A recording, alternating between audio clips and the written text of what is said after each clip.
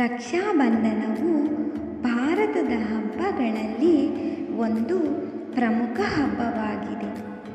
ಈ ಹಬ್ಬವನ್ನು ಪ್ರತಿ ವರ್ಷದ ಶ್ರಾವಣ ಮಾಸದ ಪೌರ್ಣಿಮೆಯಂದು ಆಚರಿಸಲಾಗುತ್ತದೆ. ಸಂಸ್ಕೃತದಲ್ಲಿ ರಕ್ಷಾ ಅಂದರೆ ರಕ್ಷಣೆ, ಬಂಧನ ಅಂದರೆ ಬಂಧನ ಎಂದರ್ಥ.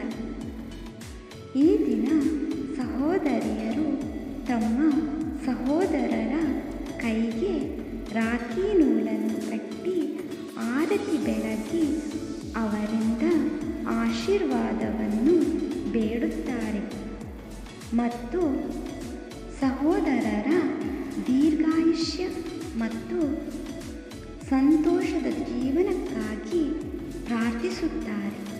ಹಾಗೆಯೇ ಸಹೋದರರು ತಮ್ಮ ಸಹೋದರಿಯರಿಗೆ ಉಡುಗೊರೆಯನ್ನು ನೀಡಿ ತಮ್ಮೆಲ್ಲ ಸಂಕಷ್ಟದಲ್ಲಿ ಕಾಪಾಡುತ್ತೇವೆ ಎಂಬ ವಚನ ನೀಡುತ್ತಾರೆ.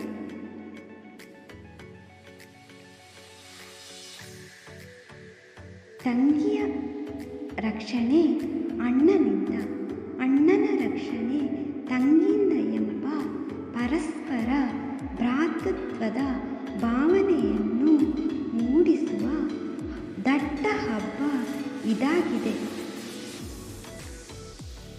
ರಕ್ಷಾಬಂಧನವು ಸಹೋದರ ಮತ್ತು ಸಹೋದರಿಯರ ನಡುವೆ ಪ್ರೀತಿಯ ಮತ್ತು ಬಾಂಧವ್ಯದ ಸಂಕೇತವಾಗಿದೆ.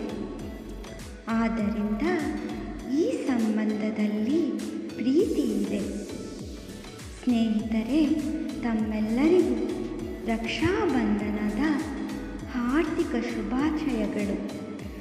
ಶುಭೋದಯ, ಶುಭ ದಿನ.